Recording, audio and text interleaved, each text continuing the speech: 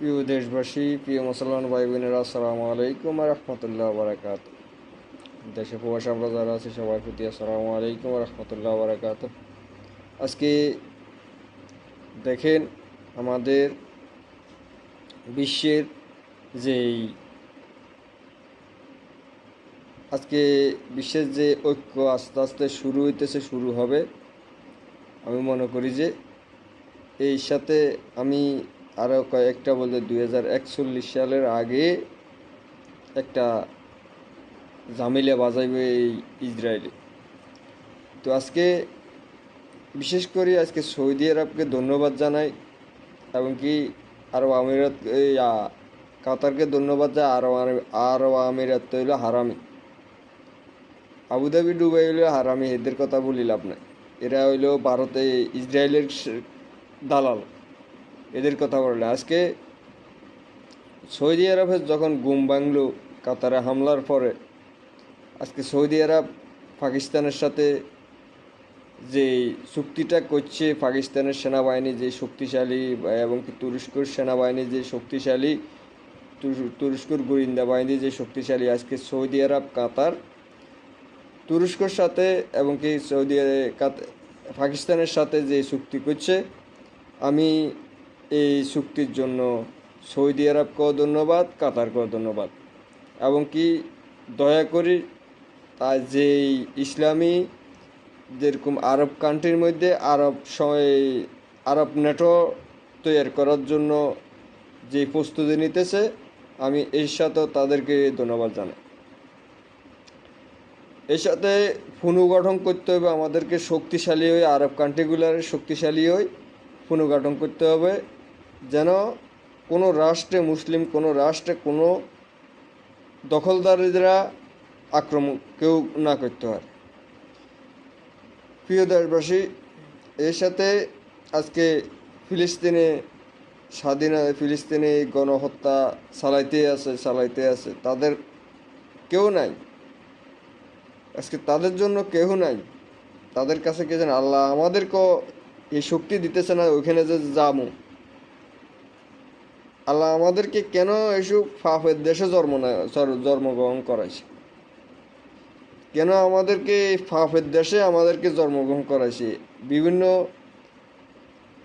আল্লাহর দেশে, যে আরব কান্ট্রির দেশে জন্মগ্রহণ করতাম সবচেয়ে বেটার হইতো, নকিবা ফিলিস্তিন জন্মগ্রহণ করতাম সব বেটার হইতো। নিজেরা কোনোরকম শহীদ হইল তো যান বাঁচত, কিন্তু আজকে আমরা এমনি দোজকের দারুয়া হিসাবে পরিচিত হয়ে গেছি। তো আজকে সারা বাংলাদেশের মানুষকে বলতেছি, এবং কি অন্তর্বর্তী সরকার আজকে পাকিস্তানের সাথে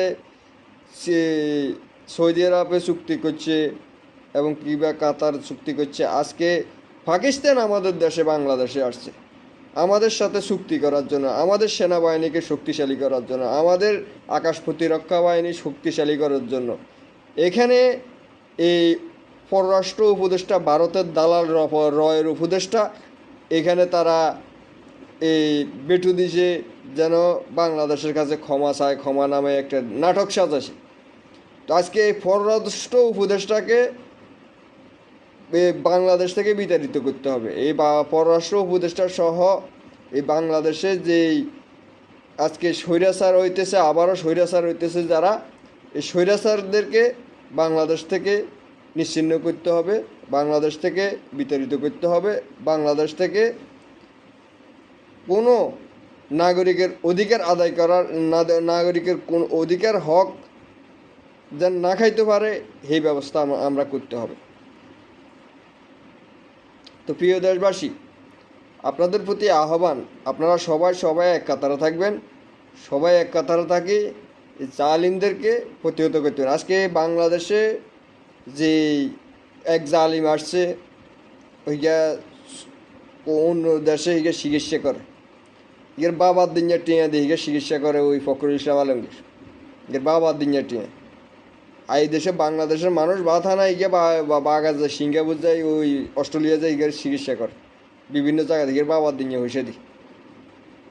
তো আজকে বাংলাদেশে তাই বলতেছে এটা অগ্রহণযোগ্য অগ্রহণযোগ্য। হেরকা রাখি মানুষকে হত্যা করার পরিকল্পনা করতি, সব হেরকা বন্ধ করে দিব সরকারের, এবং কি সংবিধানের মধ্যে সব হেরকা বন্ধ হইতে হইবে। এটা হলো আমাদের কথা, আমাদের জনগণের অধিকার, জনগণের ভোট দিয়ে জনগণের নির্বাচিত করে সংবিধান তৈরি করতে হবে। এই সংবিধান এই সরকারের আমলে বাস্তবায়ন করতে হবে। বিএমপি আবার আগামীবার ক্ষমতায় আলে যে বিএমপিরে কেউ বিশ্বাস করে না।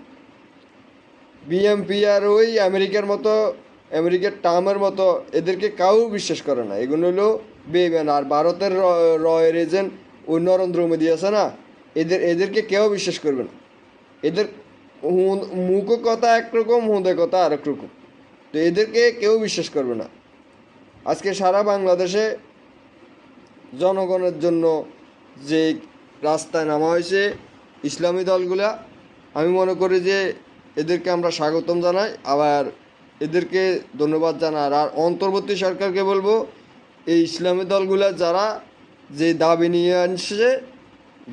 নিয়ে আসছে এই দাবি বাস্তবায়ন করতে হবে। যদি এখানে কেউ বাধাগ্রস্ত করে, এদের বাংলাদেশে কোনো থাকার অধিকার নেই। কারণ এরা ভারতীয় রয়ের দালাল, ভারতের দালাল, এরা বাংলাদেশের দালাল না। এরা হলো এই যে সালাউদ্দিনিয়া, ফখরুল্লাহ, মির্জা আব্বাস, আমি এগুলার পিছনে আছি। কারণ বাংলাদেশে এগুলোর কারণে আমরা জনগণ বিচার পাইতাম না, এই কারণে আমরা এগুলোর পিছনে আছি। নির্যাতিত আমরা জনগণ হয়েছি, আমরা হয়েছি, কারণ এগুলার পিছনেই আমরা আছি। এগুলার বিএমপির যত নেতাকর্মী আছিল সবগুলো চোরবাটপার আছিল আগে, চেয়ারম্যান, মেম্বার, কোনোকের কাছে কোনোকে সমাধা হয় না, কোনো কাজকর্ম কোনো সমাধান না। কিন্তু আমাদের কাছে আসছে আর আমরা সমাধা করছি। আমাদের কাছে এইসব নেতারা আমাদের কাছে আসছে, আমরা সমাধা করছি। এগুলো আমরা প্রথম এখন নেতা হয়েছে, নেতা হইবার আগে আমাদের কাছে আসছে আগে। তো কম বালানো তুই নেতা কাকে বলবো বা আমরা দেখছি তো, না দেখলে এক হিসেব আছে। আজকে বাংলাদেশে সংবিধানে হেরকা রাখি বাংলাদেশের গণহত্যা চালাইতো, হাসিনার মতো মানুষের জুলুম করতো, জাগা জমি দখল করতো, জাগা জমি বাড়িঘর দুয়ারে হামলা করতে, এগুলো আজ যেন বাংলাদেশে না চলতে হয়। আজকে আমি অন্তর্বর্তী সরকারকে বলবো, প্রতিটা বাহিনীর মধ্যে 2 লাখ করে সেনাবাহিনীর দেন, নইলে একটারও ফিটে সামলা থাকবে না। এই অন্তর্বর্তী সরকারের একটারও ফিটে সামলা থাকবে না, সিধা কথা। বাহিনী শক্তিশালী করে আওয়ামী লীগের পুলিশ বাহিনী, র্যাব বাহিনী, সেনাবাহিনী সবগুলোরে পরিষ্কার করে দিতে। এই সেনাপ্রধানের উপদেষ্টা শামস যেভাবে গণহত্যা চালাইছে, আর এই সেনাপ্রধানের নির্দেশে 5 আগস্ট গুলি করা হয়েছে, এগুলো আমরা ভুলি যেন, আমরা এই সেনাবাহিনীদেরকে ভুলি যেন। আজকে দেশপ্রেমিক সেনাবাহিনীরা কথা বলতে পারে না। আমি দেশপ্রেমিক সেনাবাহিনীদেরকে বলবো, সবাই প্রস্তুত থাকবেন, এইসব জালিমদেরকে গ্রেপ্তার করবেন। জনগণ যখন মাঠে নামবে ততক্ষণ এই জালিমদেরকে উপরে আমাদের টার্গেট থাকবে। সেনাপ্রধান এই আসিফ নজরুল, এই সেনাপ্রধানের উপদেষ্টা Shams, brigadier general captain Rakib, বিভিন্ন এই যারা আজকে স্বরাষ্ট্র উপদেষ্টাও আছে, এই স্বরাষ্ট্র উপদেষ্টা দালালি করে বাংলাদেশে পুলিশ নিয়োগ দেয় না, এটা আওয়ামী লীগের পুলিশ দিন বাংলাদেশে দেশ চালাইতে আছে, দেশে নির্বাচন করতে আছে। তো এদেরও শাস্তি হবে বাংলাদেশে। আমার কথা হইল, আজকে এই যে বিএনপির এই নেতাগুলা বারবার বাংলাদেশে করতেছে। মানুষ বিভিন্ন রাষ্ট্রে বাংলাদেশে বাণিজ্য করতে আসছে, এখানে বিএনপি বাধা দিতেছে, এই ফখরুল্লাহরা বাধা দিচ্ছে, এই সালাউদ্দিনিয়ারা বাধা দিছে, এই মির্জা আব্বাসেরা বাধা দিছে, এই মির্জা আব্বাসের কর্মীদেরকে লাগাই দেওয়া হয়েছে যেন আন্দোলন করা হয়। এগুলো সব বন্ধ করাইছে। কারণ পরবর্তীতে সরকারে যদি এরা বেটকরিয়া এরা ক্ষমতায় আসে, তাহলে তো এদের এই কাজ করতে হবে, এরা তো সৎভাবে চলতে হবে। এরা চুরি করতে পারতো না, এরা ডাকাতি করতে পারতো না, এরা হক মারতে পারতো না, হিসাব দেন লাগবে। এই কারণে এরা করে নাই। তো প্রিয় দেশবাসী, সবাই সতর্ক থাকবেন, সবাই একতা থাকবেন, একতা থাকি এই জালিমদেরকে প্রতিহত করবেন। প্রিয় দেশবাসী, আপনাদের প্রতি আহ্বান, আপনারা রাস্তা থাকবেন, রোডে থাকবেন, আপনারা আপনাদের অধিকার আদায় করতে হবে, আপনারা আপনাদের অধিকার আদায় করতে হবে। প্রিয় দেশবাসী, সালামু আলাইকুম রহমতুল্লাহ বারকাত।